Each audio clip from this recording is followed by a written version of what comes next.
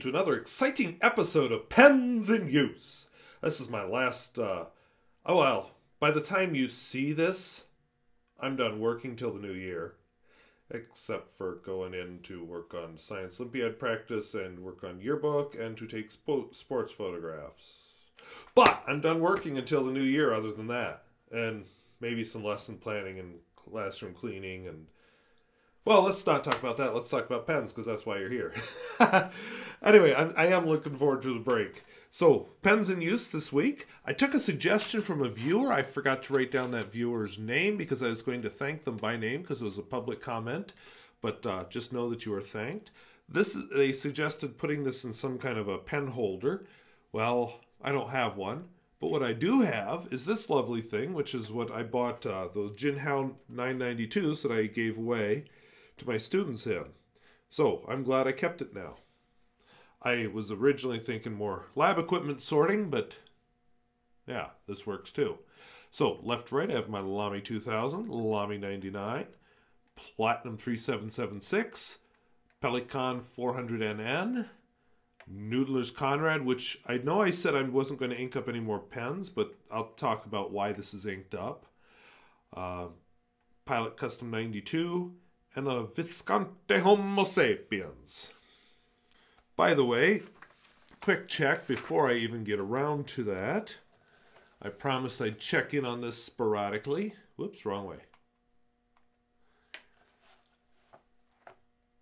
I had a viewer comment how similar the Platinum Classic Lavender Black and the Noodler's Black Swan in English, or I'm sorry, in Australian Rose are.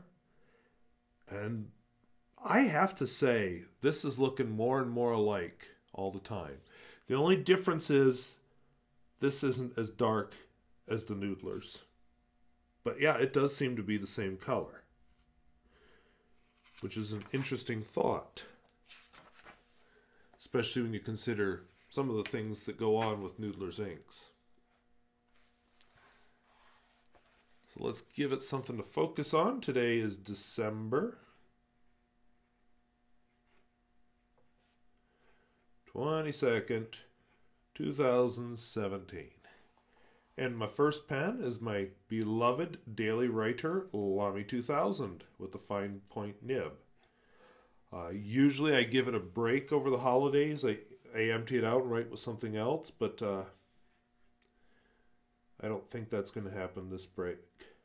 Mostly because it's full of ink right now. And it had a break while I was writing with some vintage pens for a while. So, as always, classic understated design, great machining.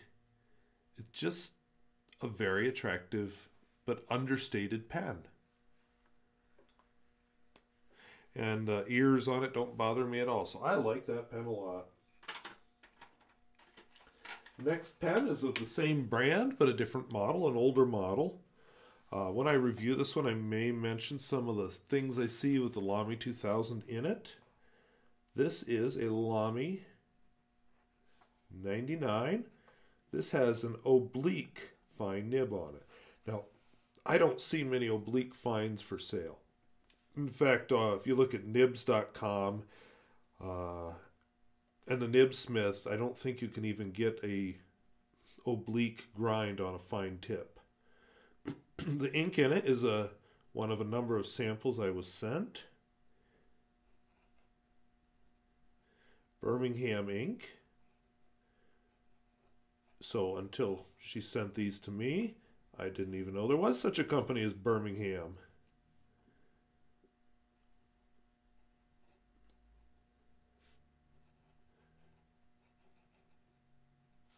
This is an ink that goes on very blue looking, but turns to more of a greenish color, apparently.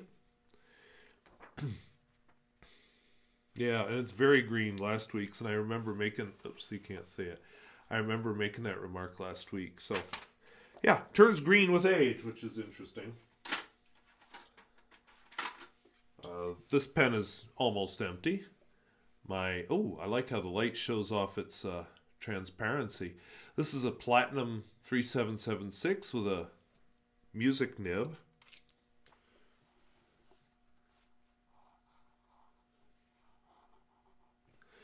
Oops, you can't see that. Oh, and I'm writing on the wrong week. Wow, that's awkward. Alrighty, that was terrible. Back to the correct week.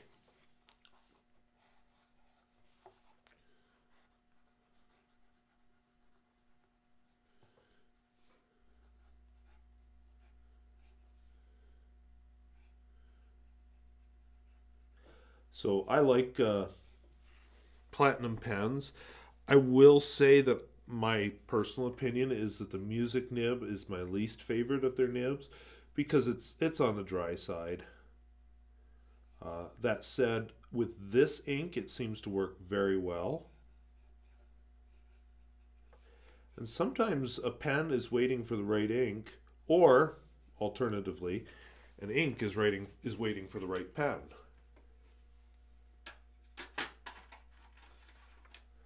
Now, this pen and the Lamy, actually, I plan to review the Lamy and this one, the Lamy 99 and this one before they run out of ink. Do some vintage reviews. This is a Pelikan.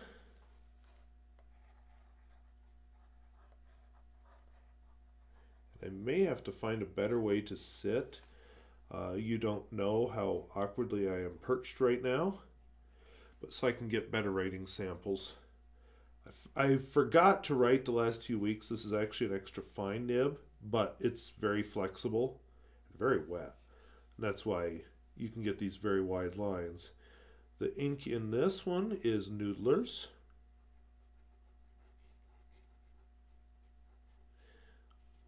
Black Swan.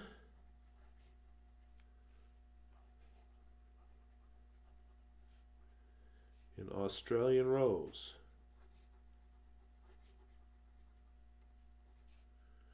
And as of tomorrow, I will probably, of course, okay.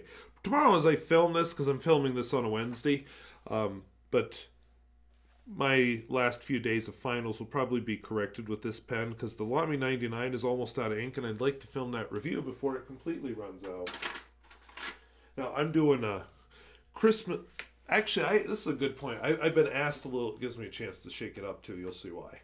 I've been asked a little bit about Christmas cards and what do. I don't usually buy Christmas cards. What I like to do is I usually use a piece of Tomoe River paper, but then I'll fold it up real nice. I have kind of a leaf fold, so it's kind of an envelope-y with a leaf on it. And I'll write a personal note in it. That's what I send as Christmas cards. And then I like to use a nice ink with a nice nib and make it look all fancy. And this is what I'm using right at the moment, because my music nib on the Noodler's Nippon set ran out of ink. So I switched to this. This is a Noodler's Konrad. You probably saw me shaking it. That's because of the ink this is. This is one of J. Herbin's sparkly inks. This is a 1.1 millimeter Goulet stub. And I said it's a J. Herbin Blue Ocean. So it's an attractive blue, but then it sparkles. And this pen really brings it out and makes it look good.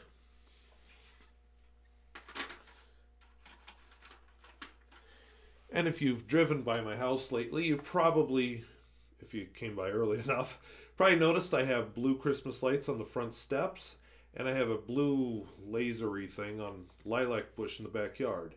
I kind of like blue Christmas lights.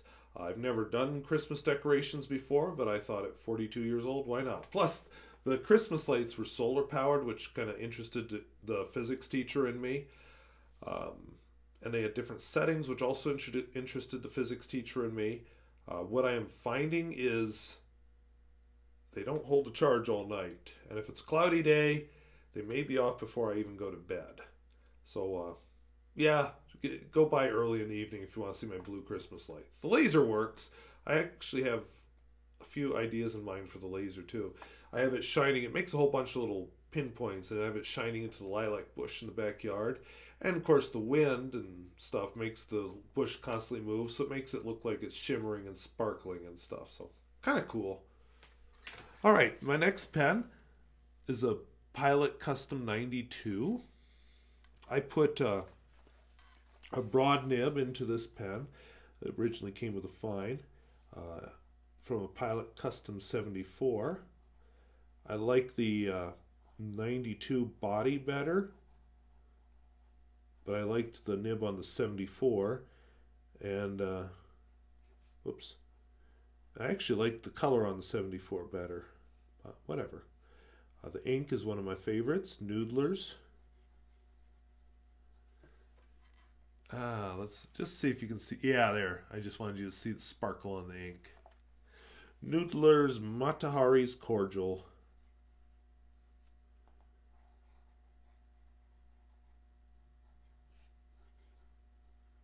Isn't that pretty?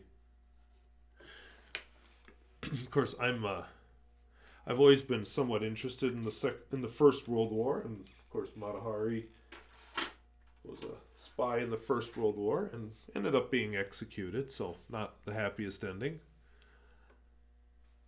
You can read more about her story. This is my Visconti Homo Sapiens, a pen which I alternately love and hate. If I ever do a re-review of this one, it will be interesting. So I have a medium nib on it. The ink is Robert Oster.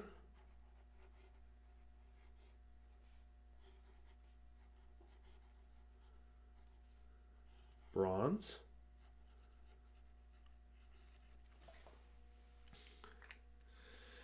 One of the things I don't like is the magnetic My Pen system failed. So I lost the finial that was in there.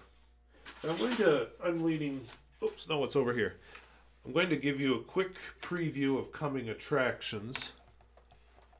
Sometime prior to the new year, I'm going to mention my surprise pen that I purchased. It's been a while now, but I'll give you a quick preview, just a little corner of it. Well, maybe I better not hold it there. I will hold it here. I don't want you to see too much because I don't want you to know what it is yet, but fun pen. I love it. So expect to see a discussion on that one. That's been through 3 or 4 fills already. I just am enjoying it. It's constantly filled. Also, I plan to do a countdown of some favorite pens. I may substitute a pens in use for that. I'd also like to do a video where I just do a state of the collection. So expect that video. So yeah, I don't have a schedule on them yet, but it may replace pens in use one week because I'm trying to write them down, and almost all of them are empty or almost empty. And it wouldn't surprise me if by next Friday I'm down to 1 or 2 pens. So, yeah, look forward to that. With the holiday coming, I'm planning a little bit of traveling. In fact, this Saturday, my plan is to go over to Montana. I'd like to tour Medicine Rocks, walk around a bit. I want to wander around Ekalaka. I don't know how much of Custer National Forest just because of the snow, but maybe a little bit of it. Camp Crook, South Dakota, Baker, Montana, possibly Buffalo, South Dakota. You know, all the exciting spots. Maybe Marmarth, too. So, that is starting to sound like a really long day, but it'll be fun, at least for me. Just get out of the house, because I really haven't been able to go anywhere for weeks, and I'm starting to get a little cabin fever. I got to get out. So, with school done, because I'm going to stay at that school until everything is done, all the correcting and grades. I will feel free to take a day and just journey. So, that's that excitement. I also plan a trip down to Leeds, South Dakota next week. I am considering, but I don't know if it will happen, a trip up to Walhalla, North Dakota for reasons that I'll get into if I get there. Not sure how feasible that one is, just because of time. The lead one is definitely feasible unless roads get in the way. But if I didn't have to be back here for basketball games and yearbook and science Olympiad, Walhalla would definitely be a go, because I'd like to see Pembina Gorge, and this seemed like a good time of the year to scout it out, explore a little, maybe come back via Fargo, and there's a used bookstore there I like, and I haven't been there in a few years. Then then maybe a fun route back. Maybe go down Cheyenne River Valley or something. So we'll see. But Lead and Montana are definitely a go. And I'm going to have to get to Rapid City to pick up some supplies for Science Olympiad. So that'll probably be on the Lead trip because I'll be halfway there anyway. So this Sunday I will be uploading a book review. So stay tuned for that. And yeah, that's about all that's going on. So I thank you for watching. We'll see you later.